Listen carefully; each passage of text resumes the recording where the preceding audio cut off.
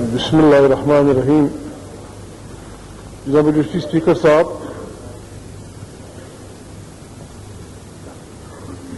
زلزلے پہ آدمی کیا بول سکتا ہے؟ ساتھیوں کے اس کہنے پہ کچھ بول رہا ہوں. جناب اسپیکر، حق یہ ہے کہ پاکستان کی تاریخ میں 1971 کے حادثے کے بعد، جبکہ پاکستان اپنی تاریخ کے بدترین حادثے سے دوچار ہوا تھا، اسے شکست ہوئی تھی، اس کی افواج قید ہوئی تھیں اور ملک کا بڑا آبادی والا حصہ جدا ہو چکا تھا، اس کے بعد یہ ہماری تاریخ کا سب سے بڑا خطرناک حادثہ ہے. حادثات کی روک تھام حکومتیں نہیں کر سکتی، ایک آدمی خود نہیں کر سکتا. قومیں حادثات کا مقابلہ خود کرتی ہیں،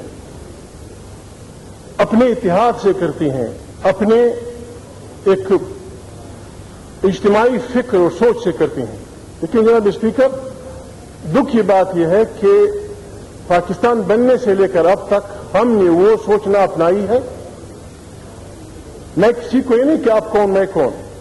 جناب اسپیکر، ہم اس حد تک خود غرض ہو گئے ہیں سب لوگ، ارسپیکٹو آف پارٹی افیلیشن. ہر آدمی کو اپنے ذات کی، اپنے خاندان کی، اپنے فائدے کی فکر ہے. اس کے لیے وہ سب کچھ کرنے کے لیے تیار رہتا ہے. جناب اسپیکر، یہ نہیں کہ دینی جماعتیں یا فلانی جماعتیں. دکھ ہوتا ہے جناب اسپیکر، قرآن کریم کی بے حرمتی پہ پاکستان کی پارلیمنٹ جب بحث کر رہی تھی، جب ریزولوشن کا وقت آیا جو اس ہاؤس نے یونانیمسلی منظور کیا، جب ڈپٹی اسپیکر صاحب، ہم اس ہاؤس میں 37 آدمی بیٹھے تھے. آؤٹ آف 340 پیپل بحث ہو رہی تھی قرآن کریم کی، اور ہم امریکہ کو بتانا چاہتے تھے کہ آپ یہ نہ کریں، آپ وہ نہ کریں. ہم یہاں 37 آدمی بیٹھے تھے، ان میں سے 20 عورتیں تھیں، 17 مرد تھے. یہ قرآن کریم کی بے حرمتی پہ جو ریزولوشن ہم نے پیش کیا، جو ہمیں امریکہ کو بھیجا، وہ جگہ انسائی سے بھی بدتر تھا. 37 آدمی میں بیٹھے تھے. جناب اسپیکر، علماء، اکابرین، یہ ہمارے 115 وزراء اور صاحبان، 340 میں سے صرف ہم 37 آدمی بیٹھے تھے. ہم کہاں گئے ہوئے تھے؟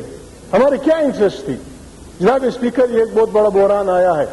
آج جب میں اس ہاؤس میں آیا جناب اسپیکر، جب اسپیکر صاحب یہاں آئے، ہم یہاں 18 آدمی بیٹھے تھے. یعنی حالت یہ ہے، اس وقت بھی ہزاروں پاکستانی اب بھی ملبے تلے پڑے ہیں، اور ہم پتہ نہیں جناب اسپیکر ہماری دلچسپیاں کیا ہیں. کیا ہوگا جناب اسپیکر؟ ایک دوسرے کو تانے دینے سے کچھ نہیں ہوگا. ایک بات میں قاضی صاحب کا آخر میں جواب دوں گا، مجبوراً انہوں نے ایک بات کی ہے، ورنہ میں آج نہیں چھیڑنا چاہتا تھا پالیٹکس کو. جناب اسپیکر، بات یہ ہے، ایک بہت بڑا بحران آیا ہے، ہم ایک بہت بڑے المیز سے گزر رہے ہیں، اب بھی اس کا کام نہیں ہوا ہے. کل جناب اسپیکر کچھ دوست گئے تھے وٹ آباد سے لے کے پھر مظفر آباد تک جلدی میں گاڑی میں.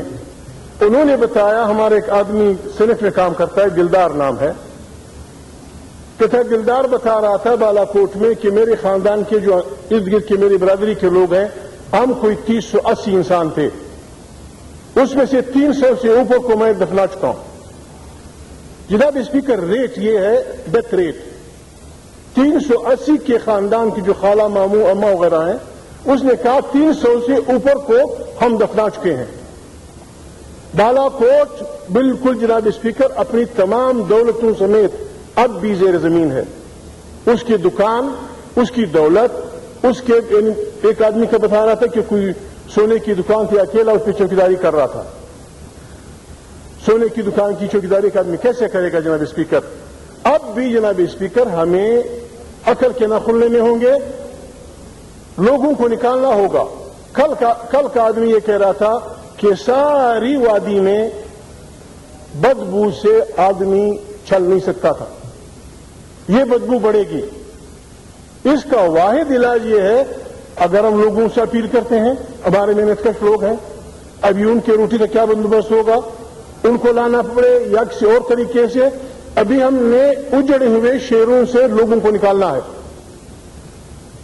یہ فوری مسئلہ ہے. وہ جناب اسپیکر، آپ نئے شہر کہاں بسائیں گے؟ آپ نے شہر تو اسی جگہ بسانا ہے. آپ نے مظفر آباد کو کھود کے مردوں کو دفنا کے نئے سرے سے بسانا ہوگا. اب تک اس کام کی طرف ہماری توجہ نہیں جا رہی، یہ ہم کسی اور کاموں میں لگے ہوئے ہیں. روٹی کا مسئلہ حل ہے. لوگوں نے بہت بڑی امداد دی ہے، دنیا نے بہت بڑی امداد دی ہے، پیسہ بھی ہے، روٹی بھی ہے. اب لوگوں کو پہنچانے والی بات ہے. دوسرا پرابلم اگر کوئی نوٹ کرنے والا کوئی ہو جناب اسپیکر، یہ ہے ایک تو ہم ہزاروں لوگوں سے معروم ہوئے.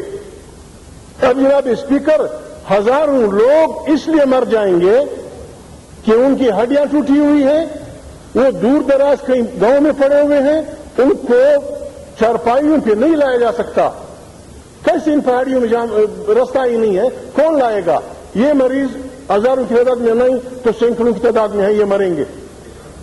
دوسری خطرناک بات یہ ہے کہ وہ ہزاروں لوگ جو خوش قسمتی سے اس زلزلے سے بچ گئے ہیں، اب اس وجہ سے مریں گے کہ ان کے کھانے کا بندوبست نہیں ہے، ان کے لیے آگ کا بندوبست نہیں ہے. سردیوں کا موسم ہے، آپ اس علاقے کے رہنے والے ہیں. یہ گوجر، یہ جو باقی لوگ، یہ ہزاروں کی تعداد میں مائگریٹری لوگ ہیں. یہ مائگریشن کرتے تھے، کاغان بڑے بڑے پہاڑوں سے نیچے آتے تھے، ان کے راستے بند ہو گئے. وہ مائگریشن نہیں کر سکیں گے. ان کی جو مال و متاع ہے وہ تو جائے گی.